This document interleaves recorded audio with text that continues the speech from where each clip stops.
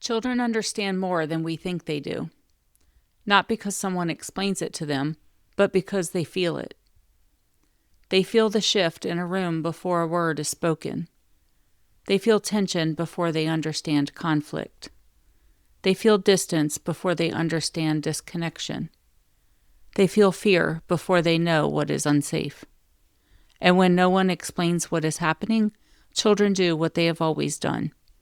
They make meaning. They build understanding out of tone, out of silence, out of what is said and what is not said. They do not just listen to what we tell them. They absorb who we are when we are overwhelmed. They absorb how we handle anger. They absorb what happens after conflict. They absorb whether repair ever comes. And most of that happens without language, which means children carry things they cannot yet name. And sometimes they carry them for a very long time. Welcome to The Fan in the Window, interrupting what we inherit. I'm Tressa Bell.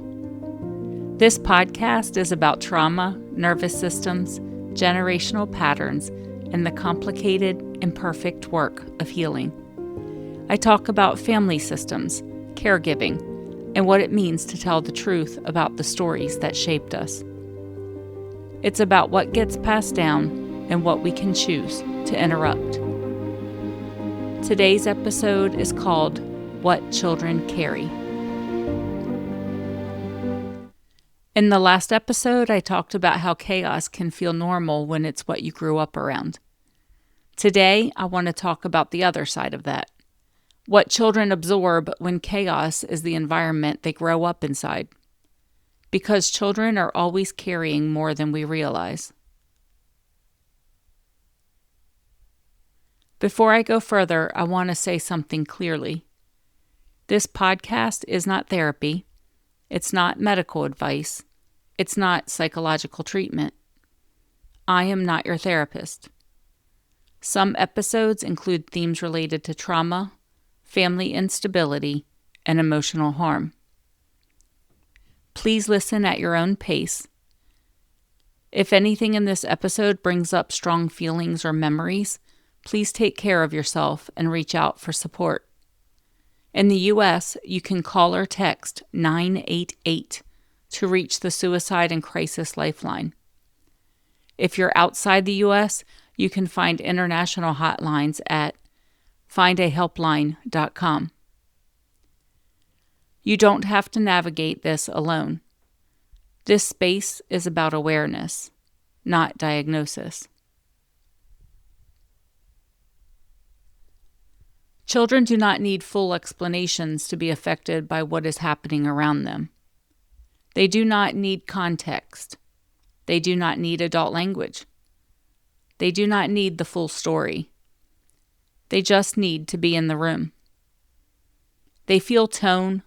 They feel when something is off. They feel when adults are tense. They feel when anger is close to the surface. They feel when something is being hidden. They feel when silence is heavy. And because they cannot step outside of the system, they step deeper into it. They adapt. Children learn how to love by watching how adults fight. Not by what we say about love, but by what we demonstrate when things are hard. And they don't just learn conflict. They learn what happens after conflict, or what doesn't. If there is no repair, then they learn that rupture lingers. If there is silence, they learn that feelings go underground. If there is blame, they learn that closeness is unsafe. If there's accountability, if someone comes back, if someone says, "I'm sorry," if someone makes space for impact, then they learn something entirely different. They learn that relationships can bend without breaking. One of the hardest parts of this is that children often carry things that were never meant for them. They carry tension that belonged to adults. They carry anxiety that was not theirs. They carry responsibility for emotional climates they did not create. They carry confusion when what they feel does not match what they are told. And because they are children, they don't say, "This is not mine." They say, "I need to adjust." So they become more aware, more careful, more responsible. They learn to read the room, to anticipate tone, to prevent escalation. They become the one who smooths things over, the one who stays quiet, the one who performs, the one who helps, or the one who disappears. Whatever the system requires to stay intact. I think about this now as a mother, about how children see without being told, about how much they feel without understanding, about how easy it is to underestimate what is being absorbed because nothing has been explained. You can tell a child everything is okay, and they will still feel that it is not. Because children don't rely on words the way adults do. They rely on consistency, on tone, on presence, and on what happens next. There's a moment I think about sometimes. Nothing big had happened. No yelling, no obvious conflict. But I was holding stress in my body, trying to manage things, trying to stay ahead of everything. And one of my grandkids looked at me and said, "Are you mad?" And I remember thinking, no, I am not mad. I hadn't raised my voice. I hadn't said anything sharp. But something in me was still being felt. And that's when it started to land in a different way. That children don't just respond to what we say. They respond to what we carry. There's actually research that supports this. Children are constantly reading the nervous system of adults around them. Not consciously, not with language, but through tone, through facial expression, through micro shifts in energy. Their bodies are asking, "Is this safe? Do I need to adjust? Do I need to be careful?" And they answer those questions long before anyone explains anything. This is something What Happened to You by Oprah Winfrey and Bruce Perry explains so clearly. That children don't experience the world as a series of explanations. They experience it as patterns. Repeated states, repeated environments, repeated interactions. And all those patterns become expectation, not just in the mind, in the body. The body doesn't just remember events, it remembers states. I think about another moment, a quieter one, where nothing was wrong on the surface, but I could feel myself moving quickly, thinking ahead, trying to hold everything together. And I noticed one of my grandkids getting more still, more watchful, not reacting, not asking questions, just adjusting. And it was subtle, but it was clear. They were responding to something I hadn't said. And there's another moment that stayed with me in a different way. A moment where I realized repair matters more than getting it right the first time. I had been short, not yelling, not explosive, but sharp, and I could see it land. That small shift in their face, that quiet pullback. And later, I went back and I said, "I'm sorry. That wasn't about you. That was mine. and I could feel the difference, not because something was perfect again, but because something was named.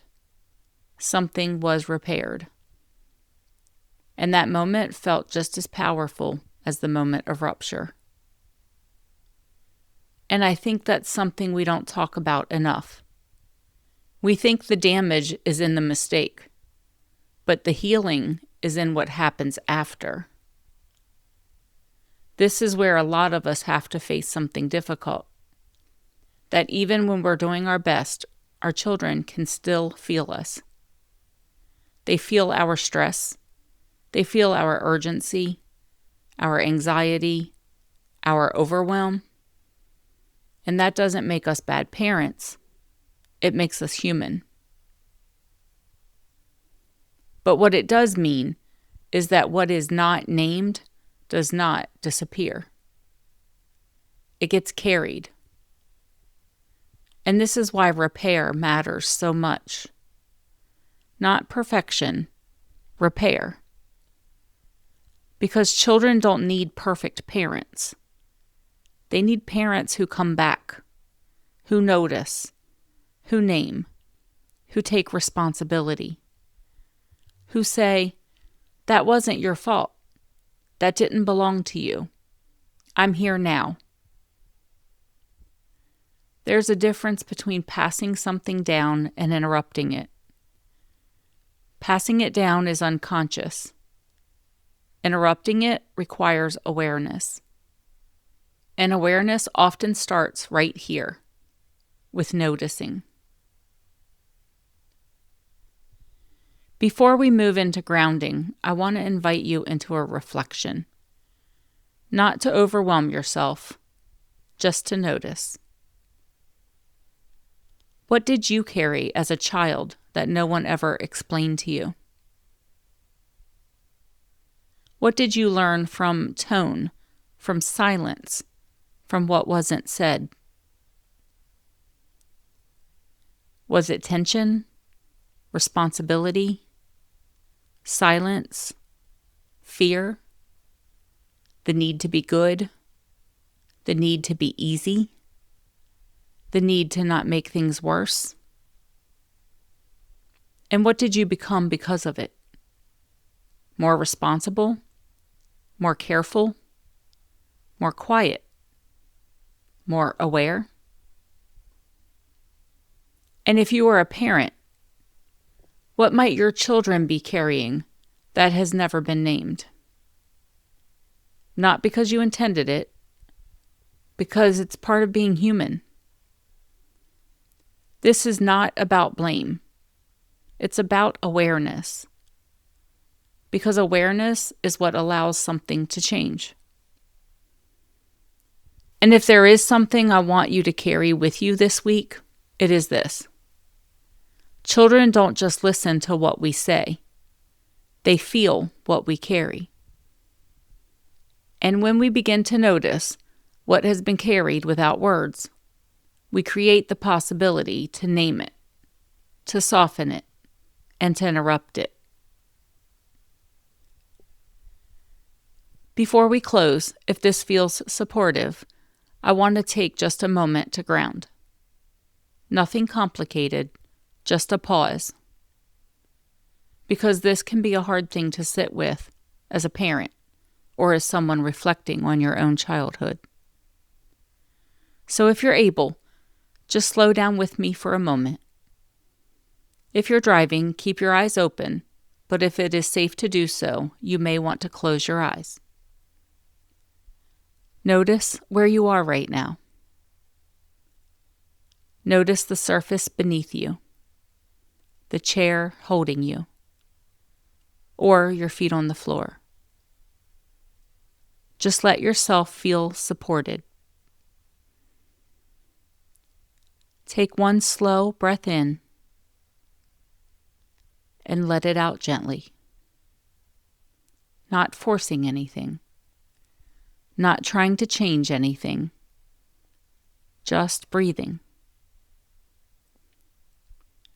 Take another breath, and this time let your exhale be a little longer than your inhale. Just a little. If it feels okay, look around the space you're in. Notice something steady, something familiar, something that reminds your body that this moment is not the past. Notice your shoulders.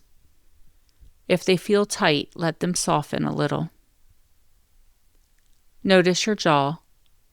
If it's clenched, just let it loosen. No forcing, just allowing. And if anything came up for you in this episode, a memory, a feeling, something about your childhood, something about your own children, you don't have to push it away. And you don't have to hold all of it right now either. You can just acknowledge it. Gently, without needing to solve it. And you might say to yourself quietly, I can see this now, and seeing is part of changing it. Take one more slow breath, and when you're ready, come back to the room. In the next episode, I want to talk about the roles we take on inside our families. The fixer, the peacekeeper, the invisible one, and how those roles follow us long after we leave the home they were built in. If this resonates with you, this is the work I explore more deeply in my book, The Fan in the Window, how our nervous systems carry what we inherit and how we begin interrupting those patterns for the next generation. The book releases April 21st. The podcast is available now wherever you listen. If this episode spoke to you, follow the show, leave a review on Apple Podcasts, and share it with someone you know who may need it. That helps more people find it. Thank you for being here. This is The Fan in the Window, interrupting what we inherit. This didn't start with you, but you can interrupt it.